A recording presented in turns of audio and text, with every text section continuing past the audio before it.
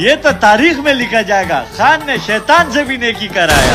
अस्सलाम वालेकुम वरहमतुल्लाहि वबरकातुहू। मलगरो ज़म अज़ुल हक मखज़ाल उम्मीद दे چې خبره روغ جوړ بای رونو سړ لا بتاو سره تصویر ښکاری دا یو پښتون روډ دی چې دیو یو خاکه شان دی ګرځا او په اردو ژبه کې ګرځا او والله زما ډیره زیاته خوخیږي او بلې کې زما یو مقصد هم دی د دې لپاره زه دا ویډیو تاسو سره شیر کوم.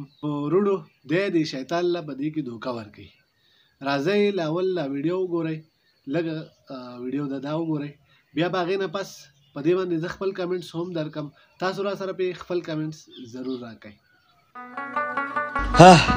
क्या हुआ शैतान, क्यों उदास बैठा हुआ है? कल तो तुम रिहा होने वाला है। यार पूरा 1 महीना मैं कैद में बंद था, मैं सोच रहा हूँ मेरी दहशत फिर से कैसे फैलेगी। अरे तो इसमें क्या टेंशन है, मैं तुमको तरीका बताएगा। वो कैसे? यार उधर वो देखता है या अल्लाह मुझे ईद के लिए नए कपड़े चाहिए। वो देखो या अल्लाह ईद पे बच्चों के कपड़ों के लिए पैसे दे। अगर तुम वो लोगों का मदद करेगा वो लोग तुम्हारा सपोर्टर बन जाएगा। शैतान वाह वाह के नारे लगाएगा, दहशत और ज्यादा हो जाएगा।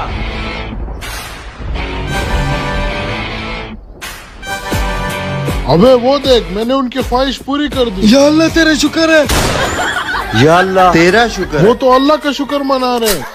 अरे बेवकूफ, बेशक जो भी करता है वो तो अल्लाह करता है, तुम तो एक जरिया। खान तुमने आज मुझे फिर से धोखा दिया।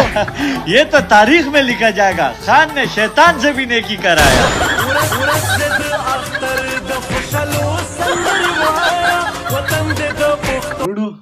تاسو دا ویډیو وکتله په دې باندې زما کمنټس خو دا دی چې یاره موږ پښتانه چې یو د دین سره ډېر نږدې خلک یو، دین اسلام چې کوم دی د دې سره موږ ډېر نږدې خلک یو او موږ په دین باندې پاخه او کلک خلک یو.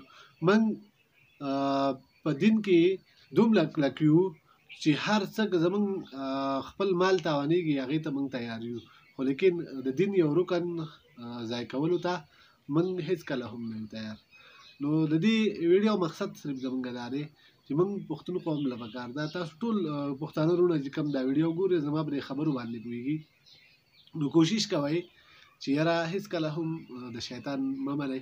نو حالانکې د دې ویډیو مقصد هم دغه دی چې یاره موږ پښتانه چې یو موږ ډېر پرامنه خلک یو، موږ ډېر د دین سره ریلیټډ خلک یو او موږ امن خوښونکي خلک یو، خو لیکن زمانې موږ داسې حد ته رسولي یو چې یاره هغه هر څه یې زمونږ نه ګډوډ کړ دي او موږ چې یو د یو بل سره ورورولي خوښونکي خلک یو، خو لیکن حالات چونکې داسې راغلي چې موږ ټول یې تس نس کړو، موږ یې ټول ګډوډ کړو، موږ یې بې اتفاقه کړو، موږ یې ګډوډ کړو. نو اخر دا وجه سره زه په ډېرو ویډیوګانو کې دا وایم چې یاره پښتون خو داسې نه وي دا کوم حالات چې نن سبا روان دي. نو دا وجه سره تاسو راته ضرور په خپل کمنټس کې ووایئ او موږ ولې داسې ګډوډ شوي یو. نو روډو اوس تاسو نه غواړم اجازت تر بلې ویډیو پورې د لوی الله په امان.